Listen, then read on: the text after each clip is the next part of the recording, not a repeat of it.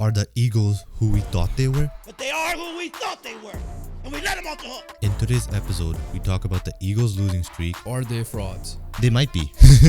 And react to the Clippers' hot run. It's the Los Angeles Clippers who are on a 9-game win streak. And stay tuned for the UCL draw. What's up, everybody? Welcome back to the BTR podcast. Before we get started, please like, comment, and subscribe. As always, make sure you guys follow our socials down below. We're almost at 100 followers on TikTok, so get us going there. We're about 20-ish, 25 to 28 away because we gained one today. Make sure, audio listeners, make sure you guys download it, rate it, and review it. Before we continue, just a couple of notes to keep for next week.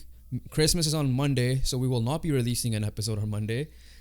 Instead, we'll be releasing one on Tuesday. So just a heads up right now, that will be out on Tuesday. It should be a banger one. It should be a big one because we got Christmas games, we got NFL games going all weekend. So there's that. And this weekend, we also are dropping our guest video. It should be out on Saturday or sometime this weekend. So make sure you guys stay tuned for that, both audio-wise and YouTube-wise. Without further ado, let's just get right into it. Monday Night Football, NFL, Eagles, Seahawks, go. Upset. Upset alert. Because I thought the Seahawks were done, especially when I saw Jude Lock was starting and then Jalen Hurts was playing. And I guess I was fully wrong. And I saw the first drive. It was a good drive by the Eagles as well. Yeah. And after that, they couldn't stack on more points. Obviously, so I gotta lean on this one a little bit more because I watched the end of the game. You couldn't. First off, Drew Law. Let's talk. We're gonna talk about the Eagles first. Question, which is probably the title of this video: are they frauds? They might be. they genuinely might be. Remember at the beginning of the year, I'm like, I don't trust this team because they're barely beating the bad teams. And there's a reason why I had them number 5 on my power rankings. Now, it sounds hypocritical because they're still on my power rankings. I put them at 5, giving them one more opportunity. But then they beat Dallas and they won a couple of those big games, right? Chiefs. Yeah, so they Bills. won a couple of those big games. So I was like, okay, they're back. And now they're back to that. And Jalen Hurts called up the team saying that we're not concentrated or focused or whatever the case is. They're back to that and they're getting punished for it, right? There's no way. Like Seattle, hey, wasn't I not right when I said this is a potential upset of the week? Even though I didn't pick them in my family pick'ems, but in general, I guess this was like one of those ones where I'm like, okay, this is potential. This is definitely an upset alert for Eagles are an upset alert, and I was right. It comes back to how simple their offense is to predict. They switched defensive coordinators from Sean Desai to Matt Patricia. And didn't work out really. When you have Christian McCaffrey on the Manning cast predicting a play, you know you're doing something wrong at that point. Yeah, that's true. And it comes back to it. They lost Jonathan Gannon. They lost Shane Steichen.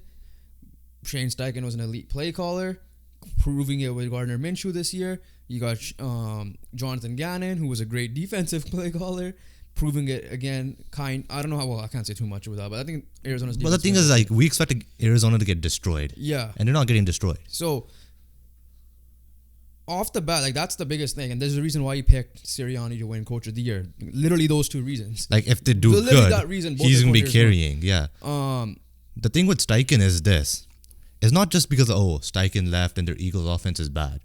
The Colts offense is supposed to be shit, right? Rookie quarterback, no expectations at all. He had to do two game plans, but for the quarterbacks. One for Richardson, one for Minshew. Adjusting on that, plus they scored 20 points in every single game except for 2. Or 2. Yeah. Here's the thing: Steichen also not only he had a different style of quarterback in Minshew and Richardson. Richardson's a rookie. Yeah, exactly. Minshew at least has, as chaotic as he is, he still has experience, and he had a good rookie year, and he's decent backup, right?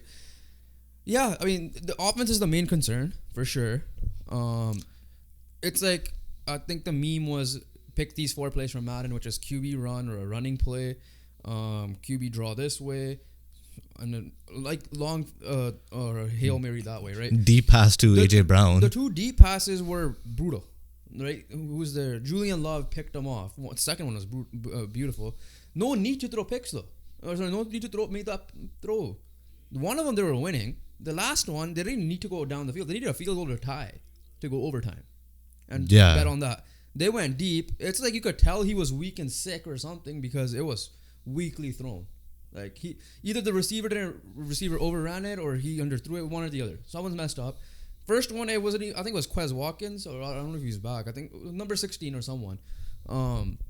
It wasn't even AJ Brown. So you're not even tossing to AJ Brown, who has the physical capability of mossing someone.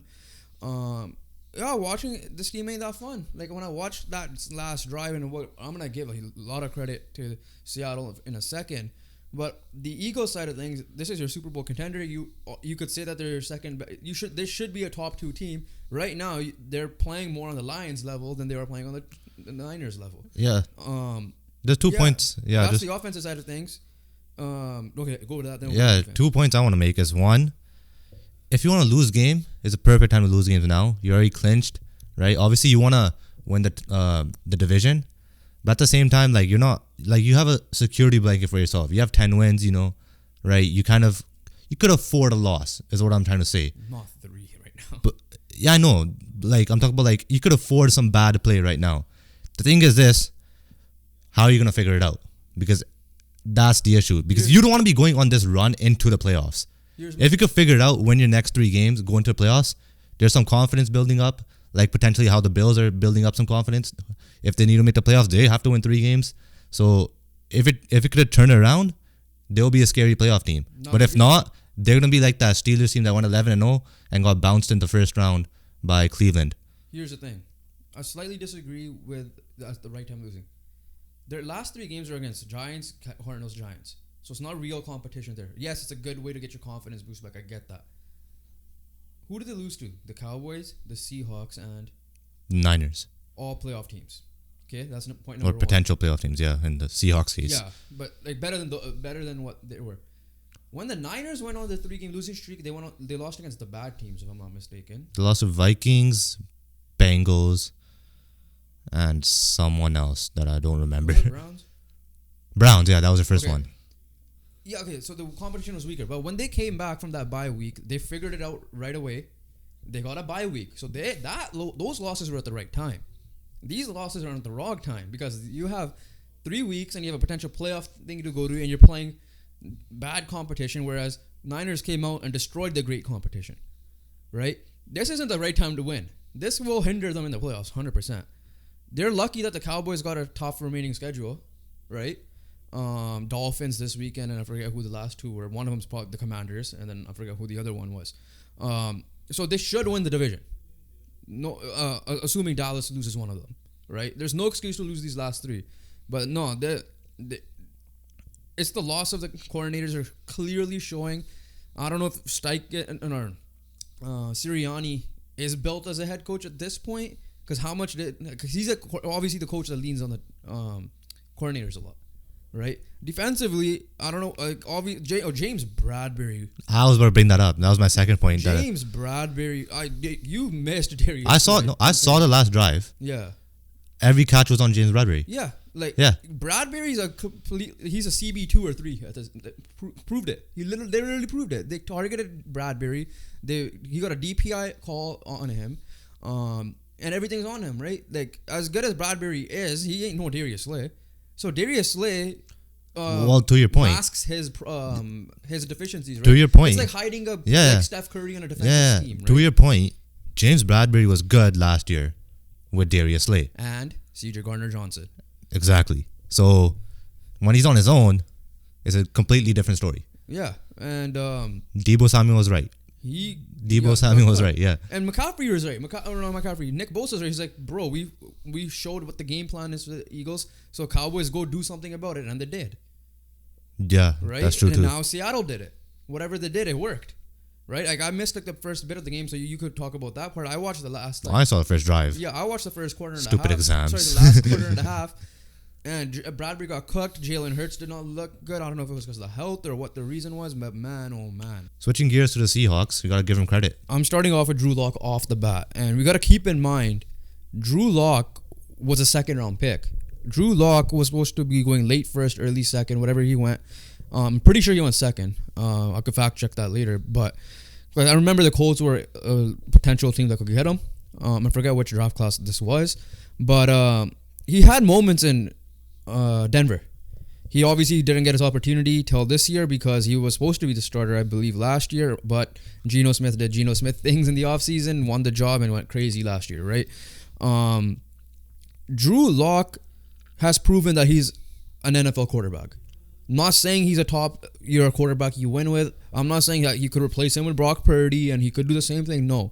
I'm saying he's at least top 64. And I'm not saying he deserves to be on a roster. Yeah, like he deserves to be on a roster no And matter like what. Gardner, like I would feel confident Drew Lock has my backup quarterback next year. Let's just say we don't bring back Gardner for whatever reason. Yeah. Like if Colts needed a backup QB this year, for example, I would not be like scared with Drew Lock as my quarterback. Yeah. Right now, especially with Steichen, it helps. But props, man. That last drive, 92 yards. Like obviously it helps. DK Metcalf made the plays that he needed to. Was like a minute and a half to go with one timeout remaining. Peyton Manning was like, why? Peyton Manning was like, why are you calling these timeouts early? And it could hurt them. It clearly didn't.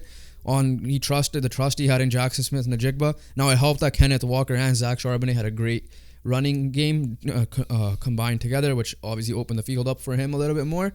But you know, Drew Lock. Happy for the guy. That post game was post game interview with Lisa Salters was really, really good. Those are the type of things I like when you hear emotion. Being a huge sports fan, those are the type of things that get you kind of like teary eyed or you feel the waters coming type of thing.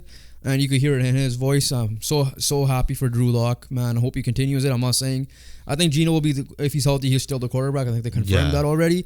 But at least it's a good showing that.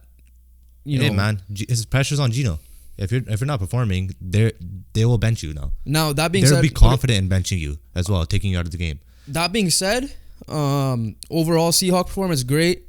I'm more confident in my pick that it's them and the Rams making the playoffs this year. Yeah, I remember what I said last time.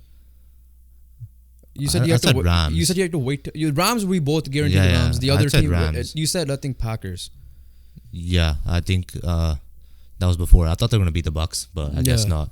Seahawks are still going to be contending. There's the Rams-Saints game that's going to be coming up. So wait. Not contending. I mean, like, for the wild card spot. Yeah. Not like actual Super Bowl. Yeah. But, yeah, they're 7-7. You have the big Rams-Saints game coming up. And then, obviously, Packers are still in the mix as well. Vikings and you guys still throw in the Falcons as well. And, obviously, the Vikings, too. The thing with the Seahawks is they've made some moves in the deadline by adding Leonard Williams, and they did this without Witherspoon and Adams. Adams sucks. Who cares about Adams, bro? I listen to Softy Mahler, Dave Softy Mahler. Well, was like, Adams cut? He got scratched or something? No, he was actually injured. But he's saying Dave Softy Mahler, like he's literally like the Seattle version of Mad Dog Russo. Seattle sports fan, like the classic American fan you hear shouting and everything. He was on Halford and Bruff this morning. I messaged my buddy who also the same thing. The dude's like, get that bum out of here. He's a terrible person because of what he tweeted. Did you know what happened with that? Like so something about like he just called out a reporter's wife, just saying like ugly or whatever, something like that. Yeah, like, something like that. So he's an asshole for that for sure, and I get that part. But from in fact of playing, he's like he's not the same. It's kind of like the Shaq Leonard effect. Minus Shaq Leonard's actually a good person. Because Shaq Leonard did not look good in the Eagles game either.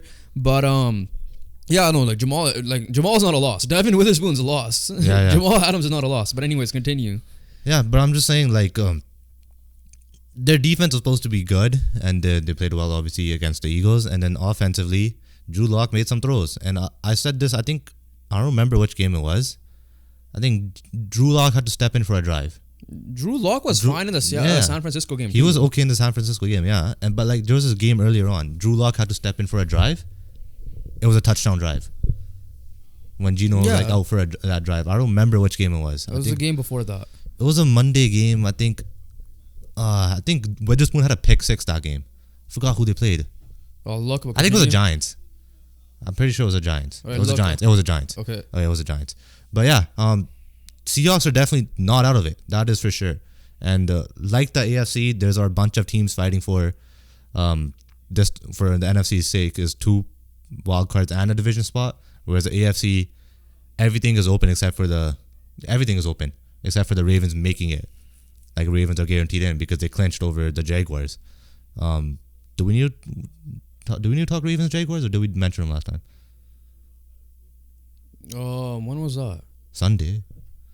We were recording while watching. Oh yeah, so yeah, we gotta talk about it. Yeah, so Ravens Jaguars. Oh, we're done with this game then?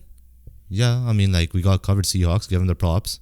Shout on the Eagles, right? Drew Lock didn't get a touchdown that game, by the way. It was a touchdown drive. Oh, like, okay, well, he was Yeah. 2 for 6 for 63 yards and a rush. But anyways, So I think he came for 2 drives, but the drive he first came because he got a his first completion was a good completion. Okay, Sunday Night Football. Ravens Jaguars. Jaguars, first off, did not look good. Trevor Lawrence doesn't look the same. He's hurt. Yeah. He is hurt. Now he's on concussion protocol. He's playing injured, and you can clearly tell that he's playing injured. Yeah, he's in concussion protocol. That AFC South is now a juggernaut division out of nowhere. Like, we projected that to be the second worst division of football. It's arguably one of the best in football now. Sorry. In terms of the Ravens, it might not have been the greatest game for them, but they're winning. And their defense is winning. Justin Houston is released by the Panthers, and he might join a contender, and he might reunite there. Who knows? I mean, I don't mind reunite, but yeah. Justin Madubike is a shout out I'm going to give because this guy's been killing it this year. Obviously, you have Lamar, Zay Flowers stepping up as a rookie receiver. OBJ is looking good the last 4 weeks. So they're coming together, but they have a big game as well. We'll talk about later on with the Niners. But yeah, no, this Ravens team is a complete football team. They're the healthiest they've been this late in the season in a long time because the last few years, Lamar's been injured at this time. We saw a lot of Tyler Huntley. That I became a Tyler Huntley fan out of nowhere. Yeah. And Tyler Huntley made the Pro Bowl last year, so you could tell that they're a healthy team this year compared to last year. Obviously, it sucks when you have no Mark Andrews. That's the big loss. We'll see how. Obviously, they're coping. That will be a factor. They're coping well right now, but when it comes to the big games, can they replace Mark Andrews? Okay, so last bit of news with the Jaguar side of things: Canadian Nathan Rourke has been not released because he had to go back to the practice squad, so he was put on waivers for that reason. And New England Patriots picked him up, and we'll talk about that later. But just a reminder for myself here. Let's get to our disappointments and our surprise team of the week. I will start off that the disappointing team for me was the Denver Broncos. It looked like they were coming around. They were going to be like a playoff spot push heavily, but came against the Lions, and they looked like the same old Broncos. Is this 2 straight L's now for them? That is Texans and Lions. I guess they were 7-5. Yeah, they went on a big run, bro. No, they beat the Chargers. Or is it the Chargers? It was loss win loss. Okay, yeah, but they lost 2 big ones. And the Lions showed who they are again, but the Broncos couldn't do anything about it. And I guess Goff took it to heart when Cam Newton said he's a game manager. Yeah. But yeah, on the Broncos side of things, you've been playing well, and this is definitely gonna hurt. And right you're now. in a spot. But the good news for the Bronco is they have an easy schedule. The bad news for the Bronco is they're a full game behind, so they're gonna need a lot of help in order to get in. My disappointment team. If you allow 63 points in the game, you are a disappointment and might be considered relegating to the XFL because that defense, oh my goodness. And it's not like you faced the Dolphins or the Bills who could light you up, or the Niners who will light you up, or even the Ravens. You faced Aiden O'Connell. Yeah. All right, I'm an Aiden O'Connell supporter, but he shouldn't be scoring 63 points on you. Yeah. Obviously, a lot of it has to do with offensive turnovers as well. But yeah, good thing. I guess this was the Staley's last draw, and you can't be. About that. You guys should check out our reaction last time. You can't be allowing 63 Sorry, points. last episode. You can't be allowing 63 points. I don't give a shit who you are. Honorable mention: the New York Jets for not scoring and allowing 30 with that defense, and there's no Tyreek Hill. I still get their offenses high flying, and the Atlanta Falcons also. Honorable mention for disappointing to the point that they're starting Taylor Heineke again. So, but I mean, Falcons is, long story short, you lost to the Panthers. Yeah, but like, the way you lost was bad too. Yeah. But it's the Panthers, so surprise losing in team, general. Not surprised they won. I'm surprised how they won, and how much we've been bashing this team, but the Buffalo Bills kind of manhandling the Cowboys. Yeah, especially with that defense, They man. made the Cowboys look like an average team. I mean, that's 2 straight wins for the Bills. Yeah. But the Cowboys, they cannot. They better hope they win the division, because they can't play a road game to save their life right now. Lost to the Eagles, lost to the Niners, now lost to the Bills. I think they lost to the Cardinals on the road as well. All the 4 of their losses were on the road, so Yeah. they're gonna need to pray for a division win for them, and they have another road game against the Dolphins next week. For me, surprise team was Bucks. They handled the Packers pretty easily, in my opinion. It was supposed to be a good close game, big playoff implications on this game, and the Bucks just ran away with it, and they stopped a hot Packers team. And obviously the Packers now, after a loss with the Giants, now have lost 2 in a row, so their chances might be dwindling a little bit now. Couple of news before we get to our game of the week for next week. Well, not news, but you mentioned the Nathan Rourke thing. So the thing with Nathan Rourke is he's on the active squad no matter what. He has to be on the active squad. So that means we could see him play.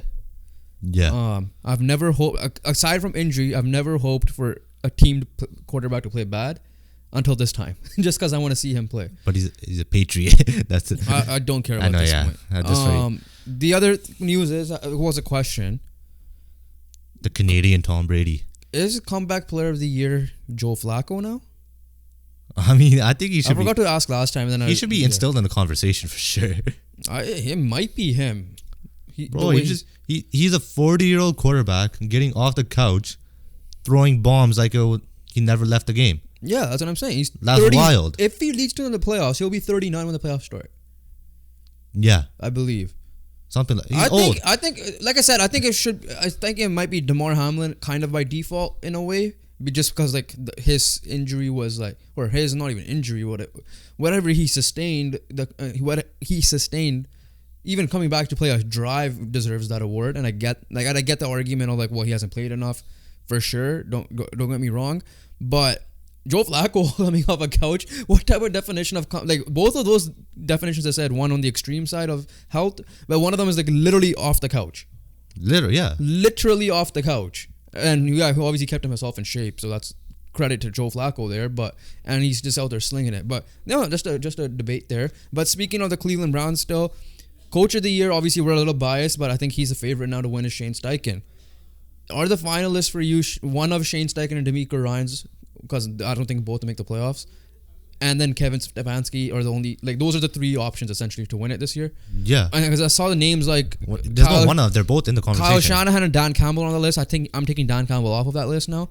But Kyle Shanahan's name is still on that list, and you got Mike McDaniel on that list. So how would you go with that? I don't think, especially with what happened this year, I don't think like the best team's coach is going to win this year. It's going to be like a Steichen. Narrative, yeah. It's going to be a narrative. Last year, one. Brian Daboll got it. Yeah, this is going to be a narrative one. Obviously, Sirianni didn't win last year. So it's going to be Steichen, Ryans. I want to say Stefanski, but I just feel like just for the sake of it, they're gonna put in Shanahan. But I'm gonna go with my 3 are the 3 that Ryan Steichen. I think it's gonna be one of Steichen or D'Amico. I think they both deserve it, man. But like one of them misses the playoffs. That's what I'm saying. Right? Like at the end of the day, if you're coach of the year, you better make the playoffs. They both could still make the playoffs. True. But I think I'm just saying. My opinion, one of them will make it only. Right now, it's likelier that it's Steichen because of the QB injury with Stroud. But yeah, like I think it's Stefanski, one of those 2, and then throw in Kyle Shanahan. So those are your 3. But my 3 is I'm sticking with Steichen, Ryan. I'm talking at 4 if you think about it. But of course, I have 4 too. I could throw in Shanahan if I want to. Yeah. There is no 4 though. Okay, let's get to our game of the week. It's the Monday nighter with Christmas night. Baltimore Ravens, San Francisco 49ers. Battle of the best on each side, right? It's a battle of the best, and the Ravens are a -5.5 underdog. Based on the or the score. Niners are a 5.5 favorite, or whatever it is. However you list it as based on the wise. score thing. So that right there is first of all disrespectful. Yeah. I can understand why the Ravens are the underdogs, but not by that much I guess they're favoring San Francisco being home by that much as well, potentially. But yeah, we're gonna have a battle of our best potential Super Bowl preview in the Ravens and Niners, two of the most complete teams in football on paper, and are playing like it as well. Matchups to look out for off the bat: that D line of Nick Bosa, Chase Young, Eric Armstead, Yeah. And Javon Kinlaw. Javon Kinlaw, yeah. Chasing Lamar Jackson. No, not Javon Hargrave. Chasing down Lamar Jackson there. Obviously, I wish the battle of the tight end could have happened, but it's not gonna, sadly, because of Mark Andrews being injured. Travarius Ward versus OBJ and how Zay Flowers is gonna affect from that. I think He's out for the year. He's out for the year is what I'm about to say there. But on the flip side, you have Kyle Hamilton, you have a Marlon Humphrey going against those weapons as well. It's gonna be a tight one. It should be a tight one unless the Niners win dramatically or one of them wins dramatically. It will be a disappointing for me because every time we do a game of the week, it's always a blowout. Yeah. Right? And if the Niners blow out this Ravens team, they're a Pro Bowl team. Like, they're not an actual team. They're just a Pro Bowl team. Yeah. Like, they're put together. Because there's no way. And on the flip side, I don't think the Ravens blow out the Niners. Like, I see more the Niners blowing out the Ravens as well. Because the Ravens' losses weren't against... both their losses were against, like, mad teams, right? So Colts, Steelers were two of them. Yeah. And then... the Browns, they blew... Browns are kind of mad still at the end of the day based on the offensive side of things. But this was prior to Joe Flacco. This was prior to Joe Flacco. Browns played well that game. Yeah. Especially finally when Deshaun Watson had a good game, then gets injured. Yeah, I hope it's a close game. I hope it's like a Super Bowl preview. But yeah, so that's our preview for the game of the week. I picked the Niners to win, but again, I'm not going to be surprised if the Ravens win. Yeah, I picked the Niners as well. My game to watch is the Saturday afternoon game, Bengals Steelers, for a couple of reasons. Playoff implications. That's number one. That defense, Pittsburgh defense, that they're looking for revenge after that performance against Indy. We're gonna talk about George Pickens, by the way. Good thing I see why he fell in the draft, because the guy's attitude ain't the greatest. There's a clip of him like not helping block to get Najee or whoever was running, Warren, whoever it was, to get a touchdown. There was a viral clip going out. So that's the Pickens side of things, just being a brat. But the other side of the Steelers is, can they get 500? They have to probably win this game. So there's that, and then the kind of that defense who wants revenge. Stop Jake Browning from doing Jake Browning things. Jake Browning's only loss this year as a starter was to the Steelers, and that was this one. Steelers are home too. Yeah, Steelers are home in this one. My game of the week is an obvious one: Cowboys Dolphins. Yeah, that's what I mean. It was a high-powered defense versus a high-powered offense. With or without Tyreek Hill, the Jets defense is good at defense, and they were able to drop 30 on them. And we'll see. Cowboys we just saw what the Bills did to them. Yeah. So with the Cowboys, obviously shot against the Bills. And another thing is the Cowboys are away. So can they? So there's two things that need to be proven here. Yeah, Cowboys suck at home. Yeah. Two things that need to be proven. Oh, sorry, suck away. There are two things that need to be proven. Can the Cowboys win a road game? Can the Dolphins beat an over 500 team? Yeah. Yeah. So this is that test for the Dolphins I want to see. Test for both teams. Speaking of matchups, this was my matchup, that secondary versus that wide receiver group. So is it Malik Hooker, Deron Blunt, Stephon Gilmore, potentially Tyreek Hill on that side with Jalen Waddle, and then the running backs there in general, but the more of the pass catchers, especially. I forget who the third guy is. Cedric Wilson. Yeah, him. And then they also have Braxton Berrios, right? They have Robbie Chosen, Braxton Berrios, Chase Claypool. Yeah. So that's my matchup for that. They do have a deep wide receiver room, but obviously they need Tyreek Hill healthy at all costs. My player matchup is Nick Bosa trying to chase down Lamar Jackson. Earlier on the year, Aaron Donald couldn't do it. I think Lamar's the only QB that he hasn't sacked. So I'm not sure. Correct us if we're wrong. I'm pretty sure that was when I was watching that game. I think they said that. Bosa chasing Lamar again is gonna be funny, just because you have that guy who is one of the best edge rushers in the game facing a guy who just is very difficult to chase and sack, and one of the best scramblers ever. Yeah. Okay. So before we continue on with the other ones, just finish off with Thursday. Sorry, let's upset alert. No, let's go to Thursday Night Football very quickly. I mean, there's one more left. There's an upset alert left. Just finish it off. That's it? That's it, yeah. Or we do something else too. Don't we do something else? I have it listed off, bro. Okay. Upset alert. It is. Who did I pick? Okay, I'll go first. Patriots Broncos. Okay, you go first. Broncos are on upset alert for me. Simple. Broncos obviously coming off a bad game. Let's see if it's actually a blip, or let's see if it's the same old Broncos from earlier in the year. This is not me hoping for Nathan Work to play, but it's just a general thing. Can the Patriots somehow win a game and ruin their chances at a potential QB? But yeah, upset alert for me. I'm putting the Chiefs on upset alert. Raiders are buzzing after a 63-point performance. The Chiefs looked very bad, even though they beat the Patriots, but the Patriots were winning at one point. I don't know how is that possible. And yes, obviously the Chiefs' defense is better than the Chargers' defense, don't get me wrong. But at the same time, the Raiders are buzzing. And the way they celebrate wins, after especially the first one, they'll be smoking cigars in the locker room. They probably did that last game too. Other one I considered was Carolina over Green Bay. But let's go to Thursday Night Football. It's a big game and the NFC playoff implications. Saints, if they want to win the division, they got to beat the Rams. If the Rams want to keep their playoff spot, which I think if they win this game, I could pretty much say they'll make the playoffs at this point. The same old Rams that Joe had written off earlier in the year. Well, not earlier in the year. Beginning of the year, sorry. Like I didn't say they're done. But even after you were like, nah, I'm not gonna count it. And then because Stafford got hurt. Yeah. But even when he came back, you're like, no, I just what I'm telling you, bro. You did. Before. The reason I wrote him off, I didn't trust the O-line. Same thing happened last year. You didn't trust the O-line. Stafford's getting hit. Stafford ain't young. Yeah, I know. He's gonna get injured, and he did. He got injured in that Colts game. All right. I said if Stafford's healthy, they will be good.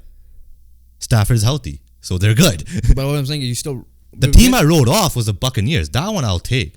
This one you wrote off in the beginning of the year. You were arguing F tier with me. If you go back, check the because I was because of that condition I had on them. Yeah. The Buccaneers, I'll take that. Right. I'm completely wrong on that. The Rams one had a condition on it. Oh, speaking of Buccaneers, Baker solidified a job next year, wherever as a starter. Yeah. I'm not taking the Rams one. I'll take the Buccaneers one. Anyways, I have the Rams winning this game, but it's I just think the Rams are the better team right now. They're playing better. Everyone's healthy. Stafford looks like he could throw a ball. Yeah, they're playing a better defense, don't get me wrong. But another thing, even the Saints defense hasn't been like able to hold off that offense, and then you still have Aaron Donald chasing down Derek Carr, and Derek Carr hasn't been the greatest either. So yeah. Two things here. One, Cooper Kupp's been playing good recently. He has been struggling. And obviously we're seeing the legend of Puka Nacua grow again. Tutu Atwell. Tutu Atwell still there. So they, as long as their weapons and playmakers are playing like they're playmakers, they'll always have a good offense, especially with their young running back and Kyron Williams as well, who had a monster game last time. I forgot who they play again. The Commanders. They play the Commanders. So Kyron Williams had a monster game there. Yeah. Flip side, Saints offense. They only decide to play when these are the times the Saints offense decide to show up.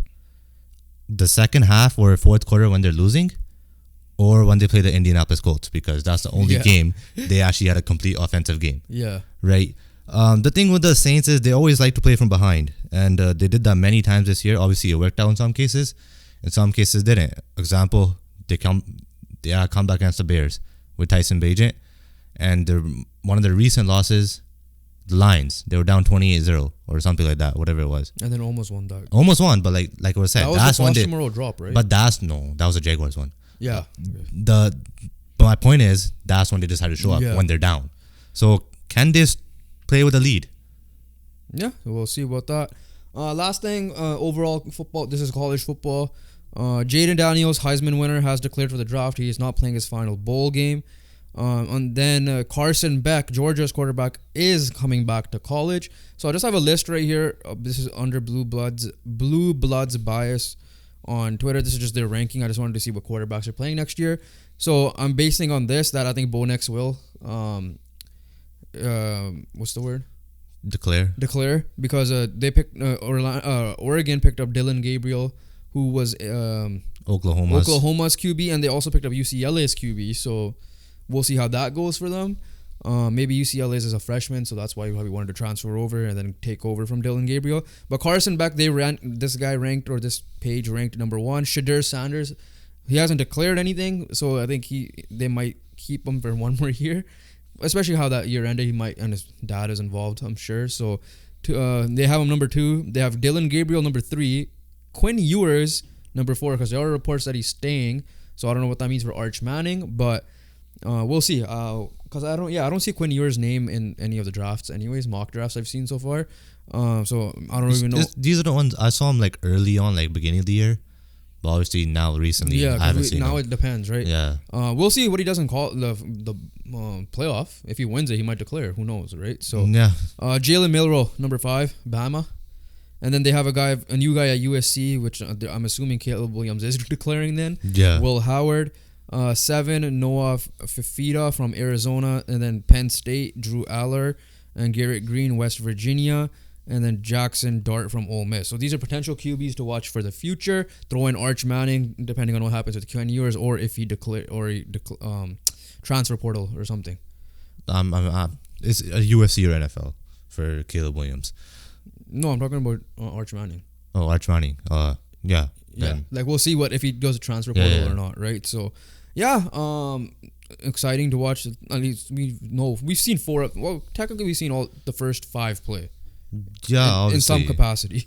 But anyways, that's it for the NFL / college football side of things. I think college football, the playoff starts on January 1st. So chances are for that one as well, like Christmas, we might not drop an episode on January 1st. We'll drop it on January 2nd. And plus we had to talk about these games as well at the time. But let's move on. We have big news everywhere. Honestly, yeah. Every literally sport. There's no quickfire today, from what it looks like. Some topics will be quickfire. Yeah, don't worry, it won't be dragged on like how the NFL, because NFL's we had to literally recap everything. It's the peak in the NFL season, so NFL's gonna be long. The rest of the stuff will be decent amount for each. Starting off with, do you want to go to the big news? Let's go with the NHL just because. So everyone's prediction is another right. coach got fired in DJ Smith. Bro, you don't need to build up suspense. Oh no, I was trying to find the link. So no, you like DJ Smith. Everyone knew it was DJ happening. Smith got fired. Well, here's the thing: they wanted to keep him, but then because of the losing streak, they had no choice. Exactly. They wanted some type of continuity. The new ownership didn't have the chance to rebuild anything on the spot because he got joined later, whatever the case may be. Then all the drama happened, so they wanted to keep some type of calm before the storm. But the storm happened. So at the end of the day, he didn't help himself. The guest we had on is a hint. He has some ties to the Ottawa Senators, and when he was talking about the Ottawa Senators, it felt like me and you were living deja vu from last year from like Vancouver Canucks. Yeah, exactly. It felt like if we were some random team that woke up from a coma from like 2 years ago, we would think he would be talking about the Canucks essentially. Yeah, but anyways, back to this. DJ Smith, you did not help yourself. Obviously, not all of it's on you, but when you're losing, bro, and you're already on the hot seat, it was bound to happen, and it happened, right? The Sands are in a position where their playoffs are no chance for them. So when they fired him, well, there's still a slight chance because of the games in hand, but it depends. It doesn't help because the new coach also lost the first game. But no, they were preaching the whole structure and all that to the point where I thought they just looked at the Canucks tape from last year and copied that presser. And they got a guy named Jacques Martin, who was a former coach of theirs. He's 71 years old. He's a good defensive guy. I heard of the name. I forget how he was overall, though. But Jacques Martin and reuniting with former captain Daniel Alfredsson. First of all, Daniel Alfredsson looks so weird behind a bench to me because I'm so used to him as a player. It was kind of like when Tim Duncan was just sitting in a suit and tie courtside coaching, right? So Daniel Alfredsson is obviously joining in as the assistant coach. Obviously, Daniel Alfredsson played for Jacques Martin, which is probably why. This is supposed to be an interim basis because, one, he's 71 years old, so we don't know if he wants to continue unless he drags this team to the playoffs. So that part depends. So yeah, let's see how it goes. Jacques Martin right now interim label. He might even get the interim tag. The thing is this, all right? You may be good, but your season's toast. You written him off officially. Yes. It's the same thing I as thought your boy Jonas Carpasala would carry him. Well, okay, to be fair, if no one in front of him's playing, what the hell is he gonna do? Defensively too, but it's not like he was performing either. Yeah, well, yeah, obviously, but it's just the whole team. It's not just one player. No, well, yeah. Look at you getting defensive with your pick of signing of the offseason or whatever you named it. Bro, I'm telling you this. It's not only on him. I know I'm not saying exactly. that either. So I'm not getting defensive. I feel like you looked at. I'm not getting defensive. I feel like you looked at Ian Mendes' quote. I'm not getting defensive. I'm proving my point. But yeah. So let's see how that goes. But my question to you was: do you anticipate any other coach to get fired now? I think this was a little too late, but I feel like this was the latest we'll see one. If you want to make a playoff push. I mean, Mike Sullivan, it has to happen now, but I don't think it's going to happen. Here's the problem. So here's the thing I did not take into account when we talked about this last week. Listen to Greg Wyshynski, friend of the pod, on Halford and Brough Tuesday morning, and he essentially just said like his extension didn't even kick in yet. Mike Sullivan's. So there's that factor. You got to look at another coach who I'm going to bring up, who might actually get fired, who also signed a recent extension, I think, Don Granato from Buffalo. Yeah. They lost 9-4 to the Columbus Blue Jackets at home, by the way. So the team we thought was gonna take the biggest jump is CBJ hasn't taken it. You can't lose to Blue Jackets, right? Like that. And then my question to you: who's the next coach? I don't think anyone's gonna get fired. I don't think anyone's gonna get fired. But if I were to put a hot seat out there, it would be Don Granato still. For that reason, like I could see still him getting fired if they continue losing like this. Yeah. But I don't see anyone getting fired until like March. And that's only because that team is so out of it that you might as well give someone an interim chance to see what he could do. Exactly. To do something. Like that's the only way I see it. I don't think it's like nothing's gonna change, right? If a team's too far done, I'm sorry, it's NHL season. We experience it as Canucks fan. Your season could be over in December. Yeah, because speaking of, because we had the Seattle game on, Seattle's coach could be on. I forget what his name was. Hextall. But again, they're being the Kings right now, so it might not be the right time to talk about it. But he's also on the hot seat in that sense, or I guess don't think warm seat. I guess you could say it. It's like something to think about, but I don't think it's hot. How would you rank the fire ability of Sullivan, Granato, and Hextall? Hextall's 3. The other 2 could flip 1 and 2. I don't care. I'll be honest with you. Mike Sullivan's a tough one because that guy won him 2 cups. And I know Berube got fired too, but like some coach, like people are saying John Cooper could be on the hot seat. I'm like, John Cooper ain't the type of guy to be on a hot seat. Like he has the Popovich level of clout that he could, or Belichick level. Who knows? He leaves on his own. But yeah, I think I think any firing that happens here with those teams specifically might be too late. I still believe in Pittsburgh somehow making it, but the other 2 teams, I agree with you. I don't think Buffalo will make it now, and I don't think Seattle will make it, and I don't think Ottawa will make it at this point. But never say never, because Craig Berube did it once, so he's out there. So if a team really wants to, they can bring him in. They could bring him in and do the Craig Berube run from 2019. So there is a chance for who decides to bring him in.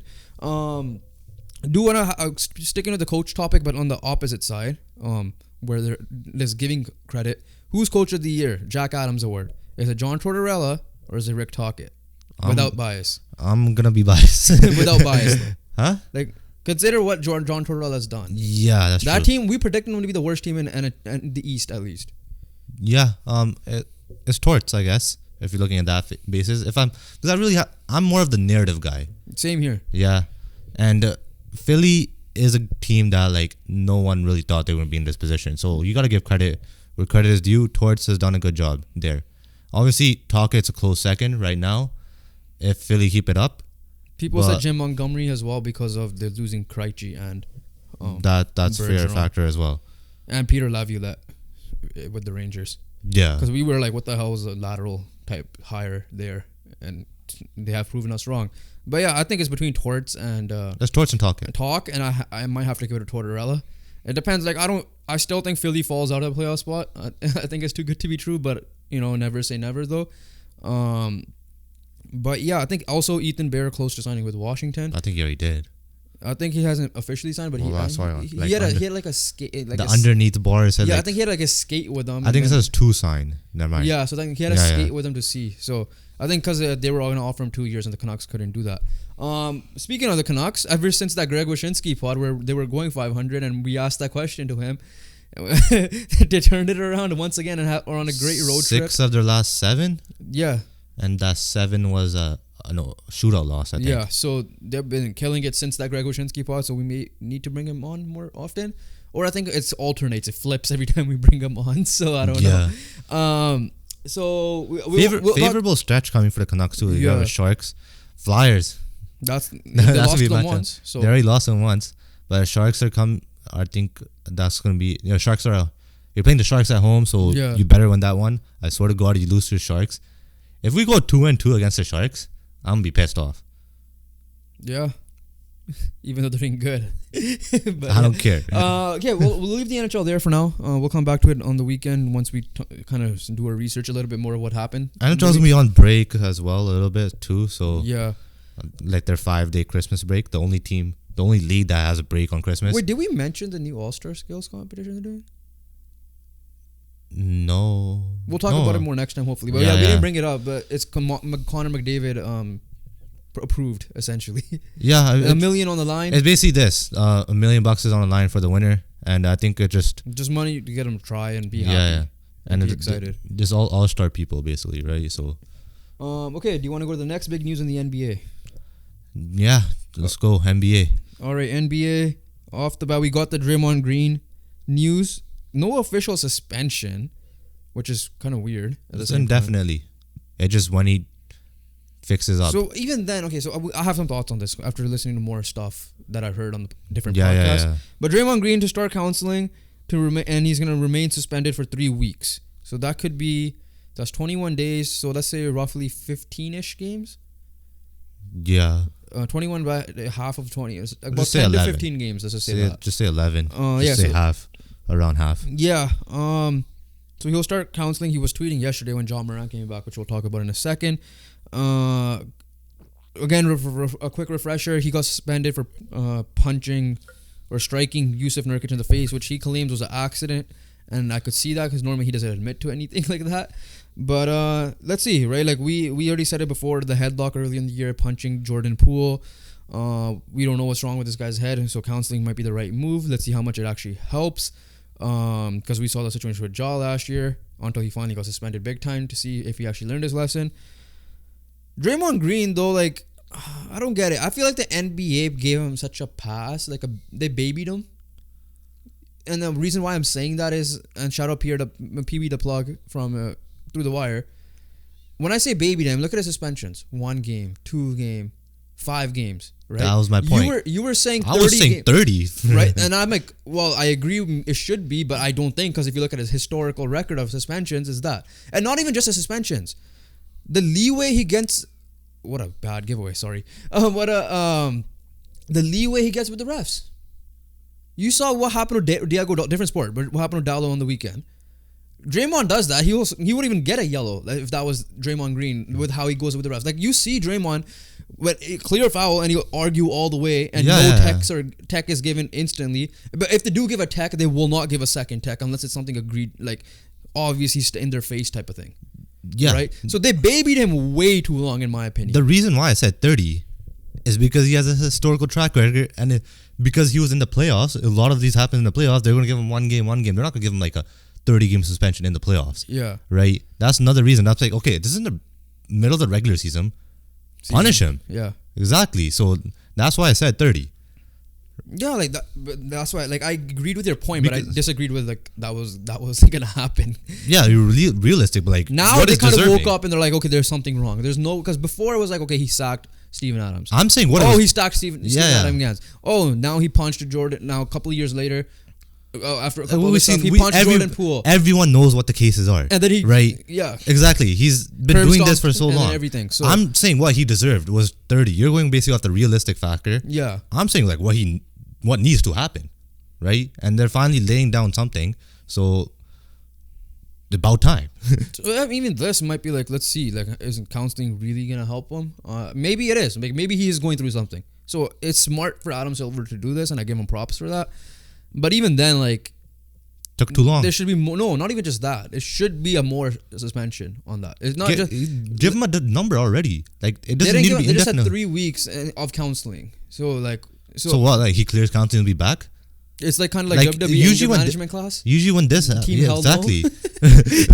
That's what it is. The thing is this, bro. Like get a number out there. Get the 20 games out there. Yeah, Like it's 20 be like games. you're suspended 20 games. Plus No you ifs gotta and do this. no ifs, ands, and buts. You finish counseling early, you don't. You're out 20 games for sure. Yeah, and then it depends if the counselor passes. I don't know how this works. I'm talking about it on the fly, but yeah. So let's see what happens with that. As I mentioned, we mentioned John Morant, who got a 25-game suspension for essentially just not being a good role model. That's the best way we could put it. Because NBA, which is smart, they want to be a global brand. They're trying to show like we're gonna like lay down the law.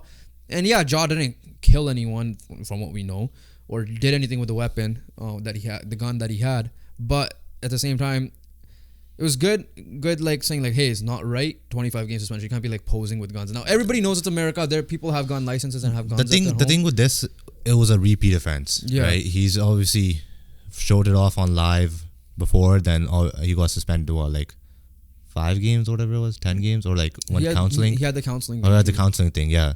And then doing it again. That's where it kind of caused a thing, and that's where they need to lay the law down with Draymond Green, which they done it already too late. And that's Ja's situation. But we'll talk about Ja's return now, because that's in the past. Ja's return, their franchise player is back because man already hit a buzzer beater victory against a good team in the Pelicans. Yeah. So, yeah, the record we mentioned is now they're 7-19. I still think. Listen, first, glad to see him back. Glad to see him on the court. Listen, I never said Ja should be out of the league. I said Ja's a fun player to watch no matter what. The league's good to have him back. We got players like Draymond Green, LeBron James, all these guys. I think Tyrese Maxey, so on and so forth. Just saying like, hey, yeah, league is better with Ja back, and I 100% agree with that, with how fun he is. Like I said, I compared him to like what Ellie De La Cruz did early on in his career, like just how fun he was to watch. And Ja is that, right? Like he's that exciting to watch. He's Lamar Jackson of the NBA. Exactly, right? And high flyer, essentially, I guess you could say a comp of Derrick Rose with Allen Iverson, with the athleticism. That. And yeah, that team clearly needed him back, and it's working. And they beat a good team in the Pelicans. And keep in mind, speaking of the Pelicans, they started 7 and whatever they were last year. Obviously, the Lakers had that 2-10 start. I will not be surprised if they make a comeback. It's also a play-in spot, like you said. It also makes sense because their team was different, right? There's a little bit of turnover with the Grizzlies, right? They lost pieces, so obviously when Ja was out before, injured and stuff, they were able to keep things afloat. But now this team needs Ja. Ja's back. Hopefully, you stay smart and. Don't get too high right now. There's just one game. But if you start seeing, don't be surprised if you see Grizzlies going like the next 10 games. It's like an 8-2 run, right? A 9-1 run, potential 10 game in a win streak. Don't be surprised if that happens because this guy is that dude. Yeah. Shout out Brandon Ingram. I think the most underrated star in the league. Should be an all-star this year. But yeah, that Pelicans team once again could be something if Zion, ever since that season tournament game, has flipped the switch again. Yesterday was kind of off, but Brandon Ingram carried that load. Houston Rockets, was you wrong and was I right off the bat? Probably, because I was like, Ime Udoka and adding those pieces will help them. I'm not saying they would have been this good. I thought they would have been like, competitive. They are competitive. They're whooping your Lakers' ass. That's what they are. Huh? They whooped the Lakers' ass. Once. They lost it? Yes, they lost after. They blew it today? We played the Bulls. Wait, who? Oh, you guys played the Bulls? Yes, we lost to the Bulls. Oh, okay. I thought it was the Rockets. Never mind. No. But still, no. The Bulls. They beat you. Who cares about the Lakers right now? Speaking of Draymond's old squad, by the way, I'm wearing a Steph Curry shirt for a reason, man, that game yesterday. Jaylen Brown, I guess... Draymond's old squad? Sorry, Draymond squad. I don't think. No, Jaylen Brown did the too small celebration on Curry, and Curry lit it in the second or fourth quarter. Chris Paul played well, got the game winning that moonshot to win it in overtime. Jackson Davis, I don't know how he fell. I think last pick of the draft. I know he was supposed to go earlier. It was a big factor for them in rebounding and then working hard. Kuminga is better than Wiggins this year, so. Let's see how that game was fun to watch yesterday. I just wanted to give a shout out to that game. But the thing is this: my MVP pick was Curry, and based off the reasoning, he is their only piece they have. And if they make the playoffs somehow, like a top 6 spot, he should be MVP. Pelicans should also go get Tyus Jones or like actual point guard, because if they get a point guard, I think that team will be dangerous in the playoffs. Yeah, especially with because they don't have a point guard. They don't have a point guard. Even with McCollum, he does their ball handling, which is kind of enough. It's not. But you saw what happened to Desmond Bane as their ball handler. Yeah. Well, it was a different story. McCollum's better. Yeah, I know. I'm just saying in general, though. Yeah, we see McCollum. This team could be better. Like if they get tired, like Mike Conley to the Timberwolves, is not But yeah, the it's same something. Mike I'm not Conley. saying like if something like that happens when McCollum could be off the ball, great. But especially with McCollum being out, Yeah. try If getting Ricky it. Rubio is back, I know he was out for personal matters. He's that type of prototype player. They'll be fine. But the team I do want to talk about who have officially turned it around is the Los Angeles Clippers, who are on a 9-game win streak. They're officially in a playoff spot. 17-10 record, overtook all, including the Lakers, Pelicans, and all these teams that were behind the Suns, who were 14-13, by the way, which we'll talk about, I guess, another time when they're healthy.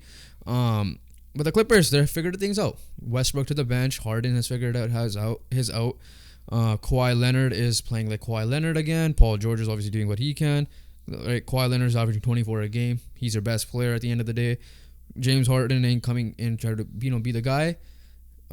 This is the reason why I made my switch from the Suns to the Clippers, because of this reason. And I think, they found their way, and they're going to be a scary team. I think they're arguably the best team in the West. They started off 0-5, and obviously, when you're starting off 0-5 with that squad, you kind of expect them to start 5-0 type of thing, or at 4-1 at least, just for a game to gel.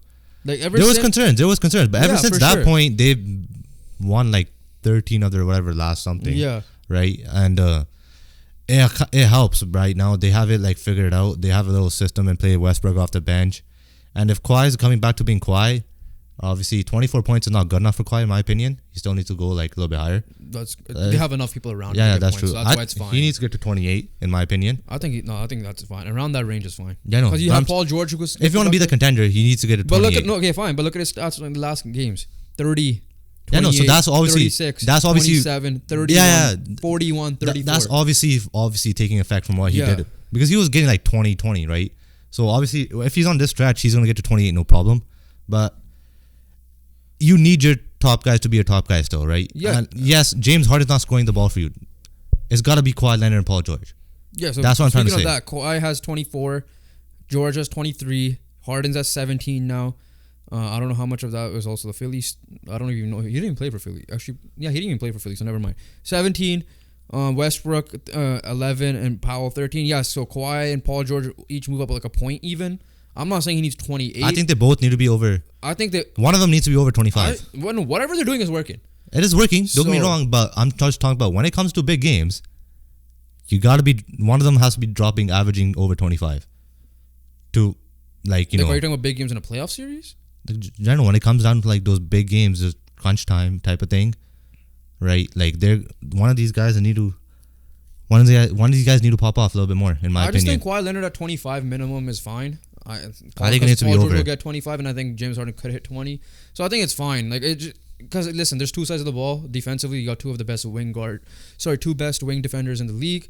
So we'll see how that goes. My point is like, I just want the best player to be the best. But I guess once they figured this stuff out, which they did clearly, Kawhi Leonard's numbers have been over. 30 they've been points a good. game. So just keep it at that. Yeah. I'm happy with that. I mean, I don't think as a Laker fan, I don't think they're a good team when Kawhi Leonard's averaging 24.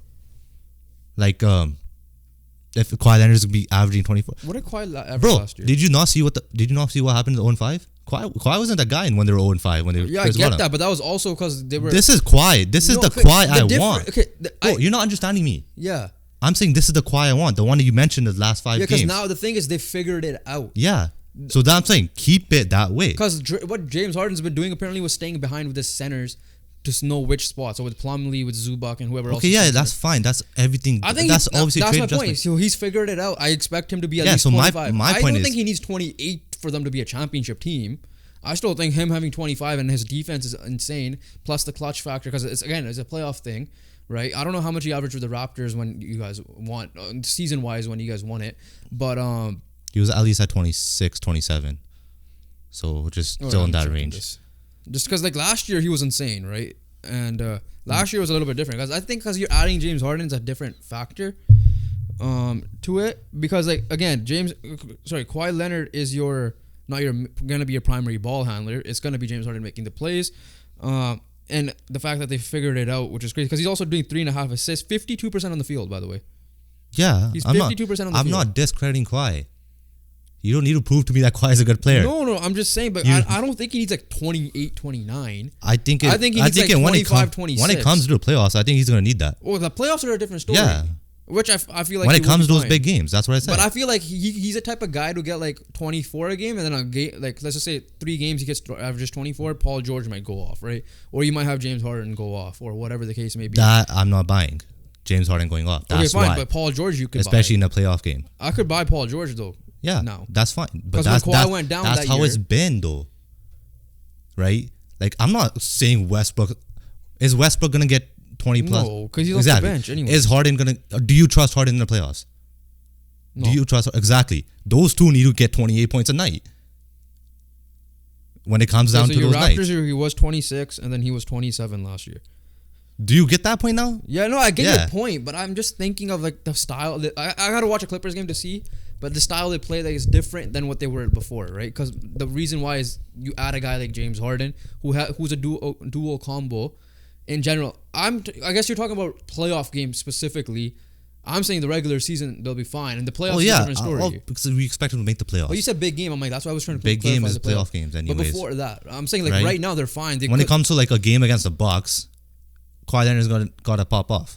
Yeah, like how many games are they behind right now? They're 3.5 games behind. Like on this pace, I'm not saying okay. Regular. Can this Kawhi be this version of Kawhi you're saying? Obviously, the last 10 games he's literally averaging what you're saying he's averaging. But let's just say this year he has the wave. Do they still get the first seed with him at the end of the day finishing the year with 25 points a game? I don't think so. I think they're gonna need to come back a little bit here as well. They're 3 games behind. Yeah, so I don't think that's me that tough. Nuggets are healthy again, right? With Murray and Jokic being back. Timberwolves haven't shown signs of slowing down. I think they will. That's just me personally. They can obviously, but like they haven't shown it yet, especially with 2.5 months in. And who's another team up there? Thunder, right? Thunder's up there too. They're a team that could drop in the top 6, like into 6. I don't. Though this Clippers team's not, in my opinion, they've just never been built to be a 1 or 2 seed, that type of thing. They've never proven that. So I'm not saying like, for me, they're just like get in the playoffs. But when it comes to playoff time, you've seen what you got from Westbrook. You've seen what you got from Harden.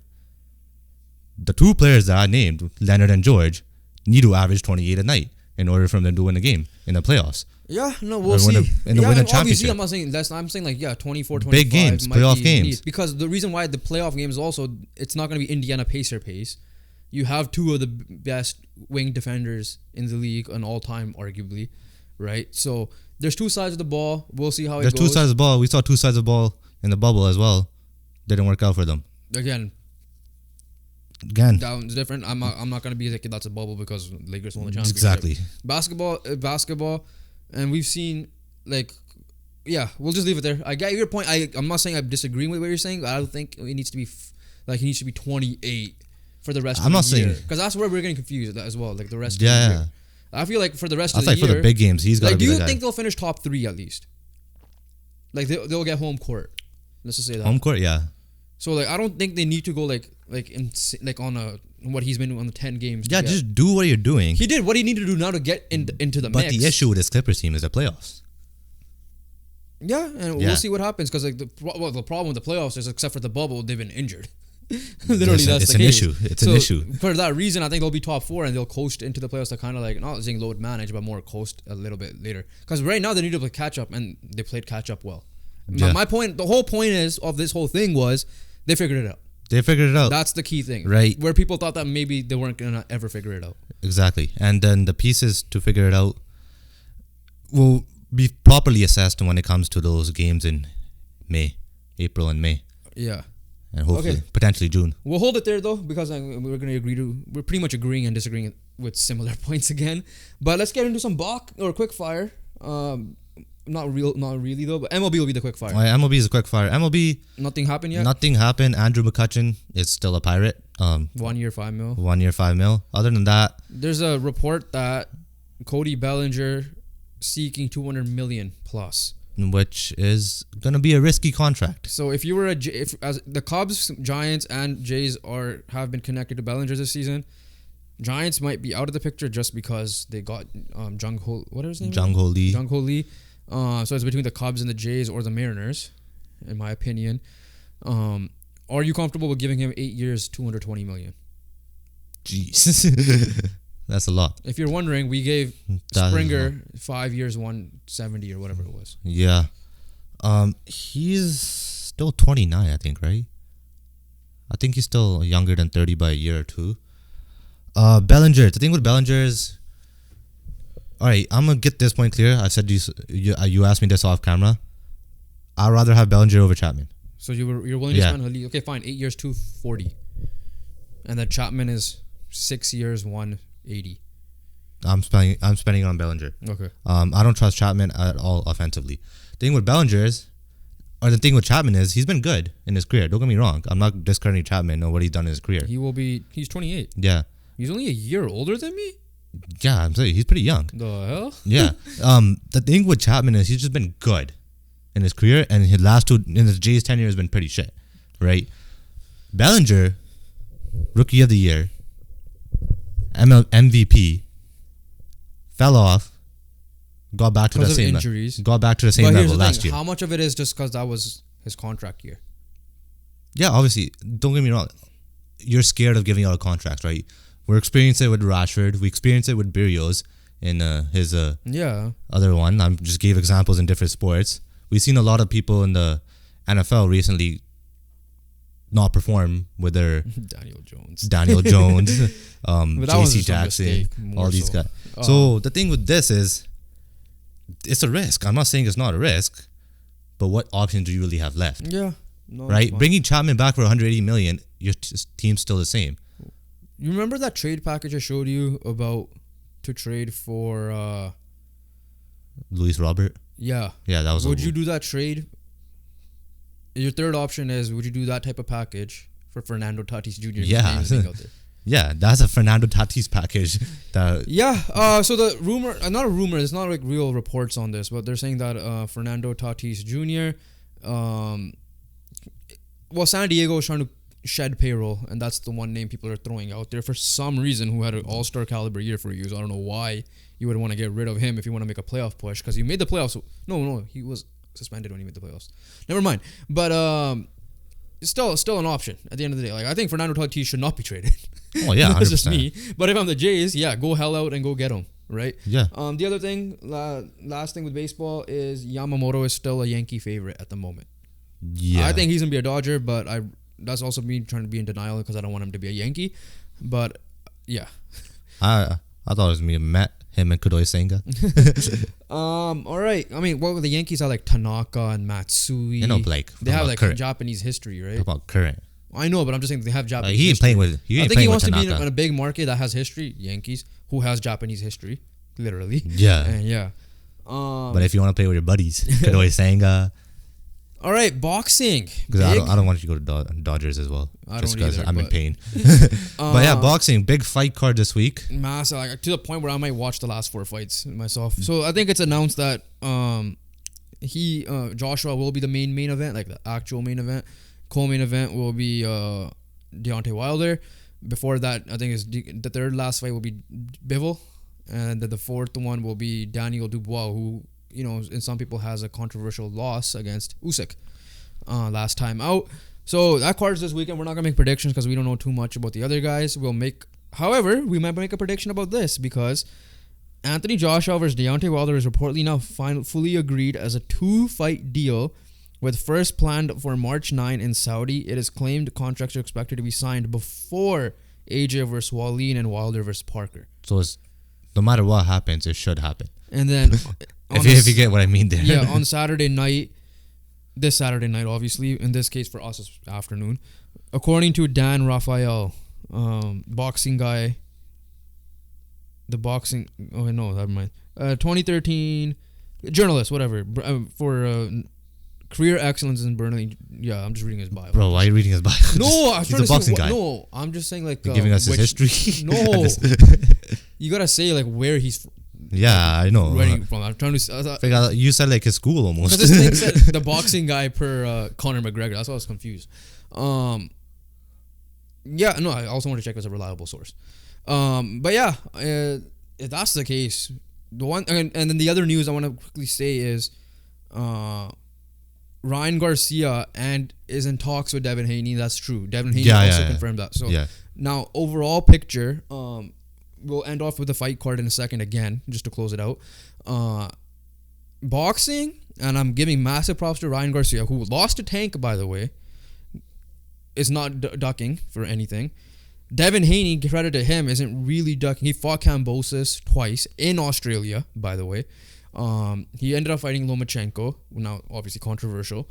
And then obviously he went up and fought Regis. So people are saying that he ducked Shakur. I think it might be more. It looks more of the opposite, if anything. Yeah. And now he might actually go fight Ryan Garcia. He's trying to get Tank. Tank isn't responding really. Tank, I don't know how, I don't know why he was like kind of ducking Garcia at the time, even though he clearly destroyed him. But now he also a lot of conditions. But yeah, there were a lot of conditions. And on the flip side, you saw like Terrence Crawford and Errol Spence go hell and back just to get those two to fight, and there might be a second fight there. There should be a second fight. We saw Deontay Wilder versus Fury 3 times, but like that happened once. We saw obviously Fury now hasn't fought anyone really crazy, and same thing with Joshua. But we might see Joshua Wilder, which is what we expected to see, we wanted to see. And then like obviously other lightweight matchups we want to see is like Shakur versus Tank, right? There's options, and the fact that we're actually getting fighters to go against their promoters in a way, which you see with Golden Boy and Ryan Garcia and Oscar De La Hoya, even though Oscar confirmed that he is the one that they're trying to get the fight done, is fun to see. Is good to see in boxing. No one cares. People care for the fighters to do it, because people are scared that they're like, oh, they're undefeated, they're picking and choosing. Like Canelo, for as much as I've watched him fight, I know he fought Triple G twice. After that, who has he really fought? Like Bivol wasn't for a casual fan like us, we didn't know who Bivol was. Yeah. Right? We didn't know who that Kovalev was when he knocked him out. We know he went up in weight, which is good, and we know he went up in weight in cruiserweight, but we want to see David Benavidez now, who's going crazy to get Canelo. But I understand how good Canelo is, arguably pound for pound. I might give it to Terrence Crawford. Who knows? That's a different debate for if we ever get a boxing guy on. But overall, at least we're seeing the fights we kind of want to see happen, and hopefully they happen sooner than later, because we don't want Pacquiao, Mayweather 5 years down their prime. Yeah, exactly. Fighters taking control is what you want to see. So that way we know who's ducking and who's not. Yeah. Right? Obviously, there's going to be a lot of those paydays and all that stuff in effect there. But let's go back to the card. I'm excited to see it. Yeah, they have Reckoning. Kind of a rowdy name. It's just the biggest non-influencer card you've seen. Even by influencers, usually misfits. That is. I don't even count influencers, man. You're like, yo, it's a big card for influencer. I don't know who any of these guys is. The ones that you know of, like the Prime card was massive. Yeah, well, because you had KSI and Logan Paul fighting. Well, I'm just saying there were also other fights if you knew about it. But usually when you say like you see a sick card, you want to watch every fight. Like those are the types you want to see because you know those people. These we know people. Yeah. Normally it's just a main event. Yeah. Right. Even like the second KSI Logan fight. In hindsight, we now know who Billy Joe Saunders was and Devin Haney because they were the undercard fight there. So in a way, that was a decent card too. There was. In hindsight now, because we didn't watch boxing properly back then. But like this card, I know who Bivol is because of Canelo, obviously. I know who Dubois is because of the whole Usyk drama now, and I know obviously the other two big name fighters who are probably the top 10 recognizable names in boxing currently, right? The current fighters. Yeah, I'm just excited to see it because obviously I'm a huge Wilder fan. Let's see if it's true. Like that one punch knockout king, will he be back? And Joshua, is he really changed man? And we'll see from that. We'll see who's actually the better fighter. All right, stay tuned for the reactions then. All right, let's move on the Tuesday pod. Last episode or no? Last topic topics, here. Soccer. Let's start off with the big news. I know we have the Champions League draw and the Europa League draws and all that, but let's start off with the big news because we're Canadian. Lionel Messi team. Let's just say get that out of the way. Inter Miami is scheduled to play in Canada in all 3 cities of the MLS. I think May 5th or whatever it was. 1 week before. So May 25 is a Whitecaps. Okay, so one or 2 weeks before that. 1 week before or 2 weeks before is Montreal. At Montreal. And then at Vancouver. And then in October is at Toronto. So he is coming to Canada. Now the question is he going to play? And if so, how long is he going to play for? That's always been the debate. Obviously, BC Place is going to be sold out. It's going to be looking like exactly what Christine St. Clair did. It will be the same thing for Messi. The difference, though, is we knew we were going to get Christine St. Clair. We don't know if we're getting Messi. So that's going to be the risk because, A, the turf factor, if it's still turf, we don't know yet. There's rumors of grass. Obviously, you know someone that works with the Whitecaps, so they might know better. So there's that factor. Because in the past, Beckham didn't play much when he came the first time back when I was in grade 6. Ibra, I think, played like a playoff game or a playoff caliber, playoff implication like a big game, but it wasn't like... obviously, Giorgio Chiellini famously said, I ain't playing on turf, and he only played recently the last 20 minutes of that Whitecaps FC game because it was a playoff game. Yeah. Only one other one I could remember, or Wayne Rooney played, but I don't know how much. But the other one I remember was New York City when they first came into the league, and it was Villa, Lampard, and Pirlo, and I think Villa played again. Two of them played. No, all three I think played the first time. Yeah. After that, one or two of them played a couple times. Again, we don't know how much. The thing is this: there's two things here. Turf is a factor. Yeah. Number two, Messi goes on vacation whenever he wants to. Now the good news is this is the beginning of the year, and there's no international break implications because it's in May for that one, right? If he wants to play in Canada, hopefully, if he plays for 5 minutes, it's Messi. You get to say you saw Messi play. So we're the type of guy who will take the risk. At the end of the day, if we overpay, we overpay, and if he doesn't play, we get to watch a soccer game, whatever. Yeah. But you gotta. This is the guy you gotta take a risk for. It's Messi. You have to take a risk. It's Messi. How much more are we? I think there's no more chances, right? Obviously, unless you travel to watch Copa this year, or just go to USA and watch an MLS game. Yeah. Right. Which is still possible for us, but But this is the closest we're gonna get, I guess. If you want to stay. Because I remember he came to Seattle, when they lost the Copa final against Chile.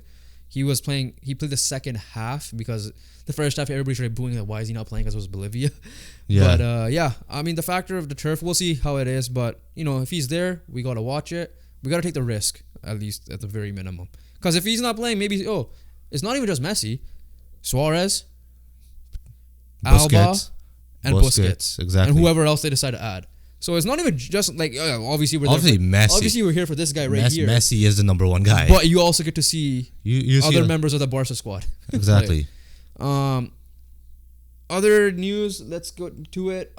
Steve Cooper has been sacked by Nottingham. Has sacked Steve Cooper, the second coach in EPL to get fired or sacked. Replaced by Nuno Santos, who was known for the Wolves coach, doing a good job there, then doing a terrible job with the Tottenham Spurs, who was recently let go, I believe, by I think Al Hilal, one of the Saudi teams. That being said, he's a small club manager, bro. Let's see how he does. Steve Cooper, people love Steve Cooper. Ariel Helwani, by the way, if you somehow see this clip or you're watching this, come on the podcast. But Ariel Helwani is a huge Forest fan, so when I follow him on Twitter, and he said we're gonna miss Steve Cooper. He doesn't think that he should have been sacked or whatever the case may be. But yeah, we'll see if that works for them. Hey, Nuno has a good track record and a bad track record now. Yeah. Obviously, Wolves, Nottingham, same level type of club. Not as much pressure as it was in Tottenham. Yeah. So we'll see what he does there. So you gotta hope for a Wolves Nuno, because that Wolves Nuno team was something. Yeah. That was definitely something. Half of Portugal was on that team. Exactly. All right. The last two things to talk about: the UCL draw, UEL draw, and the Carabao Cup draws are out. We'll start off with the lowest one, with the Carabao Cup. Or you go ahead the UCL up. But okay. Yeah. Carabao Cup. First off, Chelsea came back, beat Newcastle in the quarterfinals. Newcastle, Kieran Trippier. I don't know if you were match fixing or what the case was. From what I heard, that's number one. Number two, Bruno Guimaraes. Why are you such a goof? Yeah. That celebration, you were losing in the PK, buddy. You weren't even up 1-0 or made it 2-1 or took the lead in the PKs. You were down in the PKs in that celebration. You shouldn't even be doing that in the first place. That's just me, right? You shouldn't be doing that in a PK situation. But yeah, so Chelsea ended up winning their game. Shout out Michael Carrick, Middlesbrough, semi-finalist. So and then Liverpool dominated their win against West So Ham. Liverpool and Chelsea avoid each other. So that on paper that should be the final. Yeah. So it's gonna be Liverpool versus They don't really say here score report, man. It's pretty stupid. Liverpool who I have issues with this right now. Fulham. Liverpool face Fulham, Okay. and then it's Middlesbrough will take on Chelsea. They're like, Liverpool dominate Yeah, I West Ham, avoid Chelsea in semi-cup final draw. Yeah. So Liverpool versus Fulham. Or is semi-final one draw. There's League- 2 legs, by the way. League Cup semi-final draw. Yeah, 2 legs, by the way. And then Chelsea versus Middlesbrough. I saw Chelsea fans tweet last year, why are Man United fans celebrating like this, like it's a World Cup? Now, little do they know we finally won a trophy, that's why. Now, the same Chelsea troll fan, like that United trade page is a Yeah, Chelsea yeah. version of those. He said that, you know what, I'll be celebrating this like that too. So, no one could say anything. But anyways, obviously on paper, it should be Liverpool and Chelsea. But Middlesbrough, let's go. Let's go Middlesbrough. 1, because of Derek. 2, because Michael Carrick. Michael Carrick. More so because of Michael Carrick. No offense to Derek, because Yeah. he's no ties to them now. Anyways, UEL draw then, if you want to go reverse order. It's the playoff draw, Europa League playoff draw. Honestly, I didn't even look at this. So I looked at it. It's like the It's first just two- first place teams get a bye, Yeah. and then it's the second place teams and the third place in the Champions League. They are in play the each draw. other, yeah. So nothing. I mean, decent matchup. Okay, so the matchups are Feyenoord versus Roma, AC Milan versus Rennes, Lens versus Freiburg, Young Boys versus Sporting, Benfica Toulouse, Braga versus Karabag, Galatasaray versus Sparta Prague, Shakhtar versus Marseille. I think the game here is Feyenoord Roma. Yeah, a final Roma seems like the closest one there. Just a fairness matchup, I guess. Because I don't trust the French leagues. Otherwise, I would have said Benfica Toulouse or AC Milan Rennes. But Yeah. AC Milan should run through that easily. Remember last year? It was Barcelona versus Man United. Off the bat. Off the bat. Hey, what a leg it was, anyways. The both Why games couldn't were- you guys match fix this into like AC Milan versus Roma? Oh, you can't. You can't, Italy. Benfica versus Roma or something. But yeah, so that's the UEL playoff draw. So obviously teams like Liverpool and them have a bye. And then the final, to end it all off, ended on a good note, the UCL draw, the Champions League draw. No matchups, again, like... What do you mean no matchups? No, like how you said, Bro, Barca. I'm excited for a couple of these. Okay. Alright, we'll just list it off quickly. Porto, Arsenal, Napoli, Barca, PSG, Real Sociedad, Inter Milan, Atletico, PSV, Borussia, Lazio, Bayern, Copenhagen, Man City, Leipzig, Real Madrid. So there's You're only telling me that Barca, Napoli is not getting you excited? Not this year's Napoli. Right? I'm still excited off But that. no, what I'm saying is like last year you would see like... You're not last excited. year you would see Barca versus PSG. Like that's No, what I'm you talking didn't. about. We didn't see Barca, PSG. No, I'm saying like that's the type of matches you would see. At least one matchup was like that. 2 teams would play each Well, other. only one there was no chance of that happening this year anyways. Yeah, there was. What? Just PSG versus one of those teams, that's it. Like it was Exactly my point. Just, so it was barely any chance. Usually when But when that happens, Barca's like second. But that, okay, PSG's so how- second. how- All these teams are My second. question to you is, how rare was it for Man United and Barcelona to be matched up? It was rare. My point exactly here. This has a bigger chance than what happened last year in the Europa League. My point is, there's usually a match in the first round that Bro. gets everybody's like mouth salivating. There's no real one here. Like the biggest one I see here is Inter Milan Atletico Madrid. Bro, I'm excited for that, and I'm excited for Barca Napoli. So, Right, like when I saw PSG Real Sociedad let down. well, yeah, obviously. Right, so like I'm my point isn't like I get And your to be fair, when we see PSG on those matchups, it's the most boringest games I've ever seen in my life. But my point, it wasn't even just them. I think there was like another one that I saw that was like, there's usually, but you get my point though. There was always like 2 mega teams playing each other in the first round sometimes. Yeah. That's what I'm trying I to get say. that. I'm not saying I'm not excited. It's a Champions League. Of course I'm excited to watch. In fact, I get to watch all these teams play. If anything, it's not like one of those teams will get eliminated. Like, obviously off the bat, like what, Arsenal's a favorite. Barca should be the favorite. PSG should be the favorite. Pick your poison. I don't know about Barca, bro. I'll be honest with you. I'm just saying on paper. I'm not buying I Barca. I agree with that. I'm just saying Arsenal is the favorite off the top of my head. If you want the big teams to go through, Barcelona, there's no real small big team qualifying, right? PSG, one of Inter Milan and Atletico, I don't care. Then it's Dortmund, Bayern, City, Madrid. Off the bat, like those are all the like, you know how they do a meme where like the troll face thing and they're like Yeah, and the this is matchups the where they Real make the face. Sociedad, yeah. There's nothing really that was like, okay, let's go. There was none of that this time. Yeah.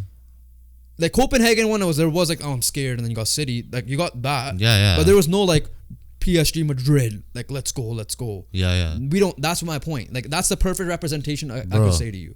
I got a let's go. For me personally, I had a let's go reaction when I saw Barca Napoli, and I saw. I'm excited. Okay, again, I'm not saying I'm not excited to watch these games. But I'm saying me personally. I'm not saying what you are. Yeah, I'm but saying you what get I my am. point though. Yeah, I get your point. I'm saying we don't have that. I'm matchup. not disappointed about the matchup. Yeah. I get your point. Like you didn't get that reaction. But me personally, I got that reaction from when I saw Barca, Napoli, and yeah, I didn't get a reaction from any of that. Like, if like, it was last year's Napoli, then I would 100% agree with it. This year, Napoli's struggling. They're 7th, I think, in the Serie A. Yeah. Right? But they played well in the Champions League, so yeah, it could be one of those things. Obviously, I'm paper like standing watching here, but I'm at the same time. Yeah, it could be one of those things. Like for me, the best matchup is Inter Milan, Atletico Madrid. Napoli did what they're supposed to do in the Champions League, right? But whereas in the Serie A, you haven't seen that. But like you overall, you remember Leicester that one year? I know, right? But overall, Newcastle, honestly, they had a better Champions League than they are in the Premier League right now. Napoli was better than that Leicester team last year. I'm just giving you examples of how teams are playing different in the Champions League. Out of this, Inter Milan, Atletico Madrid is the most enticing because they're both, I think, top 4, and then they're both like. Oh yeah, that is the best one. Don't get me wrong. Yeah, but I'm giving you examples of like. Yeah, like teams are different. Depending on the schedule, like I will be prioritizing. Like how many times we see Barcelona first place and they choke. Oh, I get that, but my point again is. We saw that with City too, many times as well. Again, my point is like if like obviously I would prioritize Barca, Napoli, and Inter and Atletico over any of these games. My point is it could be worse. I just hope they're both not at the same time. Those are the 2 big games. My point is it could have been worse. That's what I'm trying to say. How could it have been worse though? I think it could have been worse. How? If Inter and they could have avoided these teams, right? No. Like if Inter finished 2nd. No, okay. In my opinion, if like Porto and Napoli flipped. Right, I would give like okay. I'm confident Arsenal would win over Napoli. Like over Barcelona, I'm confident Arsenal's a better team than Barcelona. Oh wait, you're looking at the matchup wise. Yeah. That's what you're saying. I think like, that would have been a worse draw. I'm saying from a casual fan perspective. I'm not a casual fan, so I understand your point. I agree with what you're saying, but from a casual fan perspective, I'm looking like how boxing is. It's like, oh my god, Wilder and Fury are fighting. You're doing the MLB thing. Yeah, you're like the Rangers and the Diamondbacks are in. Which again, I'm a fan of baseball, so I was fine with it. But like my point is like from an overall perspective, I'm used to seeing one heavyweight matchup. Yeah. I see that. That's my point. I'm not disagreeing with anything you said here. We do this a lot where we agree and disagree. Yeah, I don't know why we keep on continuing on. Like because like we get our points across. Then we come back to it. Yeah. We get it out. Hey, we're passionate. We're sports fans. So it's because you also said like, what, you weren't excited for Barcelona and Napoli, and I'm like, no, not compared to like what it would have been like Madrid and or PSG and City. I don't think PSG like personally. This year's PSG, like I won't really be excited. Yeah, but like they're like if it's PSG Real Madrid, I'm like, yeah, good. It's a heavyweight matchup. It's a heavyweight matchup. Like Real Madrid's winning. I get that, but it's you said it's Mbappe. Napoli, you can't say as good as Osimhen is. Like it's Osimhen. Okay, yeah, it is Mbappe. The Georgia guy, I forgot his name. It's so long. Kvaratskhelia. Kvaratskhelia Kvaratskhelia. Yeah, but no. I mean, it's just weird for me to see no heavyweight matchup. You have to admit that. Yeah, it's different. It's not what that's what it was like. That's my first reaction. I'm like, wow, no heavyweight. Yeah, but at the same time, no rigging the system. Whereas PSG play like Real Madrid, I'm picking it's easy. Obviously, Real Madrid. It also helps. It's PSG's playing City. It's an easy City. If PSG play Arsenal, it's an easy Arsenal. And to your easy Arsenal? Yeah. I don't think PSG is that good, bro. And Mbappe. That. To be fair, I wouldn't say Arsenal. To be fair, Mbappe is not that guy in the Champions League. But I'm gonna say this: as we've seen, Arsenal ain't that team in the Champions League either. Yeah. But this is a different Arsenal That's team. my point. This is a different Arsenal team. You could say that, like you said that everywhere. Everybody says the same thing with the Leafs. It's a different Leafs team or a different Cowboys team. Well, that's a different sport. No, I'm just saying in general. Like Arsenal in the Champions League. Okay, the thing is this. I don't say it. Yeah. I'm saying it for Arsenal. I guess like it also helps when it helps. I guess your argument that like Man United choked. Otherwise, we probably could have had a Man United versus Madrid first round or something. Like what? In my opinion, like what were you really expecting? I was expecting PSG to verse a big team. Is what I'm saying. Yeah. Off the bat, like that was the only realistic option. But I'm just saying, based on what we've seen this year. No, but at the end of the day, the group of that was probably going to be better. But again, the best thing we've seen. Again, I'm talking about a casuals fan perspective, which I'm not, and I know you're not. We know, but at the same time, I'm not convinced that Arsenal over PSG. I'm not convinced. Everything else, I agree with you. I think City, Madrid, those guys for sure. Maybe not Arsenal and Barcelona. All right, I agree with that. I disagree with that part. But yeah, like I said, I'm just surprised not to see like a heavyweight matchup off the bat, like how they usually did. Like last year's Europa League had no business for that to be the first round matchup. Exactly. But let's call it there. Yeah, let's call it there. It was a good, long, fun episode. Make sure you guys like, comment, and subscribe. Make sure you guys watch out for this weekend. It's maybe most likely Saturday, a guest pod episode about a certain media member's journey of what he has done so far. Hint: he's been a potential guest. He was a potential guest. That's what I want to say. What are you trying to say? He is potentially a guest you have seen before that we've had before. That's what I mean to word it. It's late, alright. I'm tired. Bro, you're tired. And just tired. a reminder, there is no Monday episode because it's Christmas. So just in advance, Merry Christmas to who celebrate Christmas. Who don't, happy holidays in general. I know there's Kwanzaa, I know there's Hanukkah. For the Punjabis, obviously nothing to celebrate in terms of the Shahidi Diwas. So the Chote Sahib Jade and the Shahidi Diwas. So obviously we're not celebrating that, but we have to honor their legacy. Exactly, there. yeah. So whatever you guys celebrate or whatever you guys pray for, I guess in this case, do it safely. Have a great holidays. We'll see you on Boxing Day. And yeah, other than that, we'll catch you guys on the next one. Peace.